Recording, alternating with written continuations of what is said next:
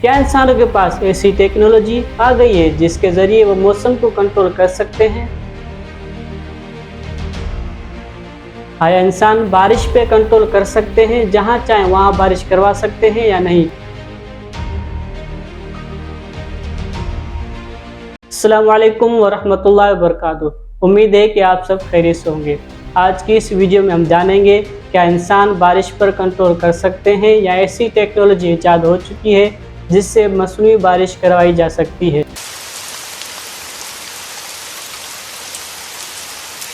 हमने रिसर्च की तो पता चला क्लाउड सीडिंग नामी एक ऐसी टेक्नोलॉजी आ चुकी है जिसके जरिए मौसम में तब्दीली की जा सकती है, खास तौर पर बारिश या बर्फबारी करवाने के लिए।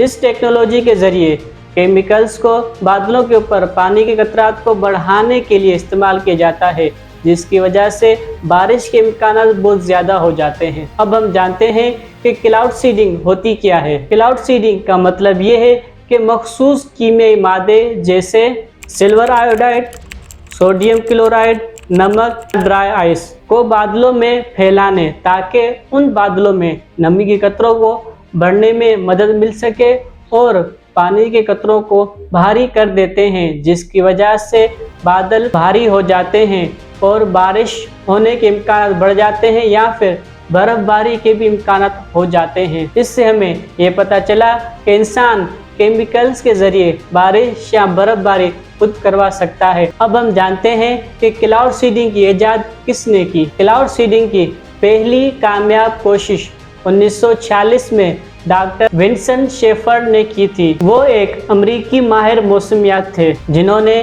क्लाउड सीडिंग के बुनियादी असूल को दरियाफ्त किया। अब हम जानते हैं कि क्लाउड सीडिंग काम कैसे करती है, इन केमिकल्स को बादलों तक कैसे पहुंचाया जाता है और इसका प्रोसेस क्या होता है।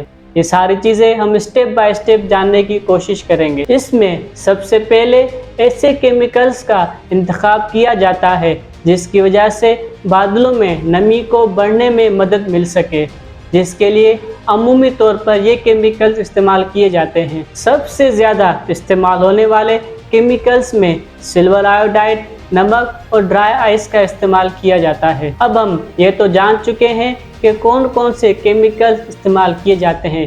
अब ये जानने की कोशिश करते हैं कि इनको बादलों तक कैसे पहुंचाया जाता है। सबसे आम और आसान तरीका हवाई जहाज़ का इस्तेमाल किया जाता है, जिसके ज़रिए इन केमिकल्स को बादल के ऊपर छिड़काव किया जाता है। कुछ मुमालिक में ज़मीन पर मौजूद मखसूस जनरेटरों के ज़रिए बादलों तक इन केमिकल्स को पहुंचाया जाता है और कुछ मुमालिक में रॉकेट्स के ज़रिए इस केमिकल को बादलों तक पहुंचाया जाता है।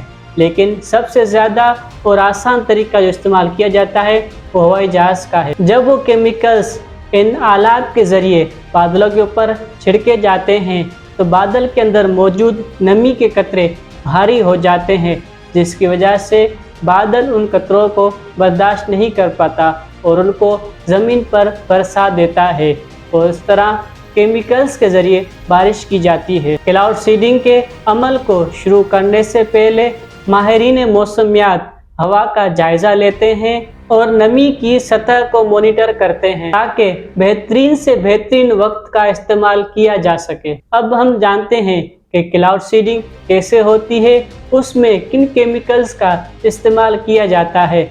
अब हम ये भी जानते हैं कि क्लाउड सीडिंग क्यों की जाती है। खुश्क साली से मुतासर इलाकों में फसलों की बेहतर पैदावार के लिए बारिश की ज़रूरत होती है। क्लाउड सीडिंग इसके लिए बहुत ही मुफीद साबित होती है और उन इलाकों में जहां पानी के ज़खायर की कमी होती है तो क्लाउड सीडिंग के ज़रिए उधर पानी के ज़खायर को बढ़ाने की कोशिश की जाती है। तो यहाँ पर मैं आपको एक बात ये भी बताता चलूँ कि क्लाउड सीडिंग का बारिश को बढ़ाने या बारिश को कम करने के लिए भी इस्तेमाल किया जाता है, या कहीं पर बर्फबारी भी करवानी हो तो उसके लिए भी इसका इस्तेमाल किया जाता है। और ऐसा भी नहीं है कि ये टेक्नोलॉजी हर बार ही काम करे। मुझे उम्मीद है कि आपको समझ आया होगा कि क्लाउड सीडिंग किस मेथड पर काम करती है।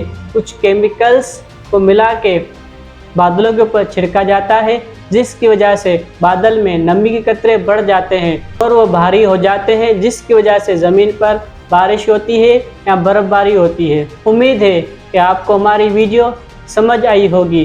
अगर समझ आई है तो कमेंट्स कर दें और हमारे चैनल को सब्सक्राइब कर दें ताकि हमारी हर आने वाली वीडियो आप तक बआसानी पहुंच सके। तो मिलते हैं अगली किसी वीडियो में अगले किसी मौजू के साथ। तब तक के लिए अस्सलामु अलैकुम व रहमतुल्लाह।